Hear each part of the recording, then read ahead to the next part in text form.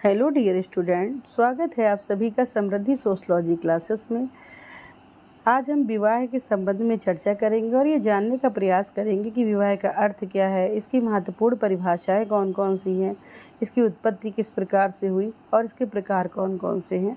तो चलिए अपनी क्लास को स्टार्ट करते हैं। सबसे पहले हम विवाह का अर्थ जानेंगे तो शाब्दिक दृष्टि से मतलब शाब्दिक आधार पर विवाह का अर्थ होता उदय, अर्थात वधु को वर के घर ले जाना। मनुष्य की जो प्राणी शास्त्रीय आवश्यकताओं की पूर्ति के लिए विवाह रूपी संस्था का निर्माण किया गया है, इसी के माध्यम से वो अपने परिवार को आगे बढ़ाता है। उसका जीपी मर्डॉक हैं, उन्होंने 250 समाजों का अध्ययन किया और उन्होंने पाया कि कोई भी समाज ऐसा नहीं था जिसमें विवाह रूपी संस्था उपस्थित नहीं हो। उसी आधार पर इन्होंने विवाह के कुछ उद्देश्य बताए हैं और इन्होंने विवाह के 3 महत्वपूर्ण उद्देश्यों के बारे में चर्चा करी है। तो चलिए इनको देख लेते हैं। सबसे पहले कभी कभी क्वेश्चन पूछ लिया जाता कि मर्डॉक ने कितने समाजों का अध्ययन किया था विवाह के लिए, तो ये 250 आप याद रखिए, ये इम्पॉर्टेंट है। उसके बाद इन्होंने जो उद्देश्य बताया उसमें से पहला उद्देश्य था यौन आवश्यकताओं की पूर्ति के लिए विवाह आवश्यक है। दूसरा था आर्थिक सहयोग के लिए विवाह आवश्यक है और संतान उत्पत्ति के लिए इन्होंने विवाह को जरूरी माना है। उसके बाद दो या से अधिक विपरीत लिंगियों के मध्य संबंधों को जो सामाजिक और कानूनी रूप से स्वीकृति प्रदान होती है उसे हम विवाह कहते हैं। विवाह से ही परिवार का निर्माण होता है। फिर आगे चर्चा करेंगे कुछ महत्वपूर्ण परिभाषाओं के विषय में। तो देखिए, विवाह की महत्वपूर्ण परिभाषा यहाँ पे बोगार्ट्स ने दी है। इनकी परिभाषा बहुत ही सरल और छोटी है, तो इसको आप लोग सरलता से याद कर सकते हैं। विवाह स्त्री पुरुष के पारिवारिक जीवन में प्रवेश करने की संस्था है और ये परिभाषा काफ़ी इम्पोर्टेंट भी है, अधिकतर एग्जाम में पूछी जाती है ये।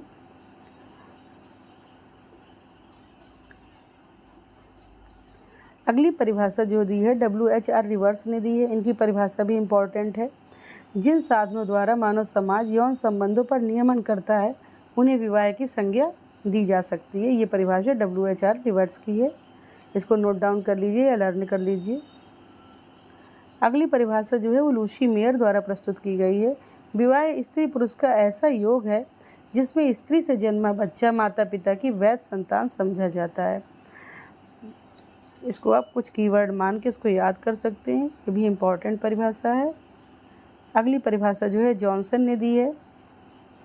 इन्होंने बताया है कि विवाह एक स्थायी संबंध है जिसमें पुरुष और स्त्री में अपनी प्रतिष्ठा को खोए बिना संतान उत्पन्न करने की सामाजिक स्वीकृति प्राप्त करते हैं। अगली परिभाषा मैलिनोवस्की ने दी है। उन्होंने बताया कि विवाह बच्चों की उत्पत्ति और देखभाल के लिए एक समझौता है।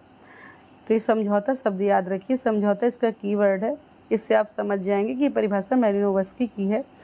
और एक चीज़ और मैं बताना चाहूँगी कि कभी कभी पूछ लेता कि विवाह को समझौता किसने माना है और 4 राइटर ऑप्शन में दे देगा, तब आपको मैलिनोवस्की को टिक करना होगा। इसके बाद चर्चा करते हैं विवाह के प्रकार के संबंध में। तो विवाह के प्रकार को 2 भागों में बांटा गया है, एक विवाह और बहुविवाह। एक विवाह के संबंध में वेस्टरमार्क का कथन है, एक विवाह का प्रारंभिक स्वरूप है। मतलब सबसे पहले एक विवाह का चलन आया, तो एक विवाह को विवाह का प्रारंभिक स्वरूप मानते हैं। ये कथन अधिकतर एग्जाम में पूछ लिया जाता है, आप लोग इसको नोट डाउन करके लर्न कर लीजिए। उसके बाद मैलिनोवस्की कहते हैं एक विवाह ही विवाह का सच्चा स्वरूप था, है और रहेगा। ये कथन भी इम्पॉर्टेंट है, इसको नोट डाउन करके लर्न कर लें। फिर उसके बाद हिंदू विवाह अधिनियम 1955 में एक विवाह को मान्यता दी गई और क्रमिक एकल विवाह का चलन इसमें था। क्रमिक एकल विवाह से तात्पर्य ये है कि जैसे एक पुरुष ने शादी करी या उसकी पत्नी मर गई तभी वो दूसरा विवाह कर सकता है, या विवाह विच्छेद के बाद मतलब एक पत्नी के रहते दूसरी शादी नहीं की जा सकती है, इस तरीके का चलन था। उसके बाद चर्चा करेंगे बहुविवाह पर। तो बहुविवाह को 3 भागों में बांटा गया है, बहुपत्नी विवाह, बहुपति विवाह और समूह विवाह। बहुपत्नी विवाह से तात्पर्य है कि इसे 2 भागों में पुनः डिवाइड किया जाता है, भगनी बहुपत्नी विवाह, अभगनी बहुपत्नी विवाह। भगनी बहुपत्नी विवाह से हमारा तात्पर्य इसके जैसे कि इसके नाम से ही स्पष्ट होता है कि सभी जो पत्नियां होती थी, एक पुरुष की जो सारी पत्नियां होती थी सभी आपस में बहन होती थी, तो इसलिए इसको भगनी बहुपत्नी विवाह के नाम से जाना जाता है। अभगनी बहुपत्नी विवाह में एक पुरुष की जितनी भी पत्नियां होती थी वो आपस में बहन नहीं होती थी। इस प्रकार का जो चलन था विवाह का वो नागा में, भील में, गोंड जनजाति में, बैगा जनजाति में और नंबूद्री ब्राह्मण जो आपके केरल में पाए जाते हैं इनमें ये देखने को मिलती है। उसके बाद है आपका बहुपति विवाह।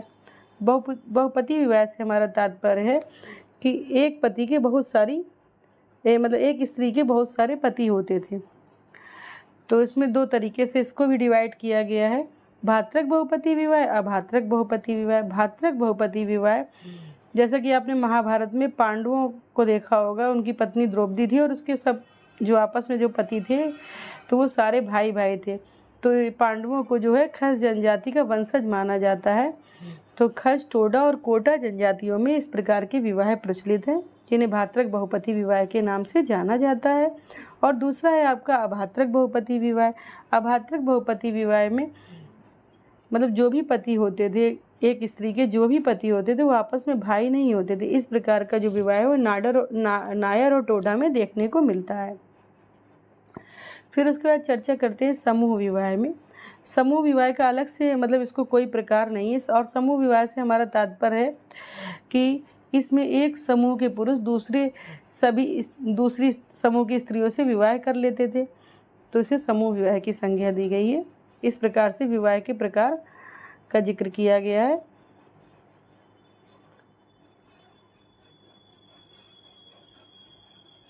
अब इसके बाद चर्चा करेंगे विवाह की उत्पत्ति के सिद्धांत के संबंध में। तो विवाह की उत्पत्ति के सिद्धांत जो हैं वो मार्गन ने और बैकोफन ने अलग अलग बताए हैं। तो इन मार्गन के अनुसार विवाह की उत्पत्ति को उन्होंने 5 भागों में डिवाइड किया है, और मार्गन का उद्विकासीय सिद्धांत के नाम से इसको जाना जाता है। और इसमें उन्होंने 5 महत्वपूर्ण चरण बताए हैं, प्रारंभिक अवस्था, दूसरी अवस्था, तीसरी अवस्था, चतुर्थ अवस्था और पंचम अवस्था। इस प्रकार से उन्होंने अपने चरणों को बताया है। कभी कभी पूछ लिया जाता है कि मार्गन ने विवाह के कितने चरण बताए, तो आपको 5 ऑप्शन में दिया रहता, तो 5 को टिक करना है। और इनका जो पहला चरण था उसमें इन्होंने यौन साम्यवाद के संबंध में बताया है। यौन साम्यवाद से हमारा तात्पर्य है कि विवाह में मतलब किसी प्रकार यौन संबंधों को बनाने में किसी प्रकार की नाते रिश्तेदारी की जरूरत नहीं होती थी। व्यक्ति जिससे चाहता था उससे अपने यौन संबंध स्थापित कर लेता था। उसके बाद दूसरा जो है आपका समूह विवाह। समूह विवाह से हमारा तात्पर्य है कि एक समूह के पुरुष दूसरे समूह की सभी स्त्रियों के पति होते थे। इसी प्रकार से स्त्रियों में भी यही प्रथा पाई जाती थी। और तीसरी अवस्था में सिंडेस्मियन विवाह है। सिंडेस्मियन विवाह से हमारा तात्पर्य है एक पुरुष एक स्त्री से विवाह करेगा तो उस स्त्री के सभी बहनें, जो उस स्त्री से जुड़ी सभी बहनें होंगी वो उसकी पत्नी कहलाएंगी। इसे पुनः लुवन विवाह भी कहते थे। कभी कभी ये नाम भी पूछ लिया जाता, तो आप लोग इसको नोट डाउन कर लीजिए। उसके बाद चतुर्थ अवस्था जो है वो बहुपत्नी विवाह। इसमें एक पति की शादी कई स्त्रियों से होती थी, तो इसे बहुपत्नी विवाह के नाम से जानते हैं। पांचवी अवस्था जो थी वो एक विवाह, इसमें एक स्त्री और एक पुरुष से ही विवाह होता था। इस प्रकार से मार्गन ने जो 5 महत्वपूर्ण चरणों का उल्लेख किया है, यौन साम्यवाद, समूह विवाह, सिंडेस्मियन विवाह, बहुपत्नी विवाह और एक विवाह।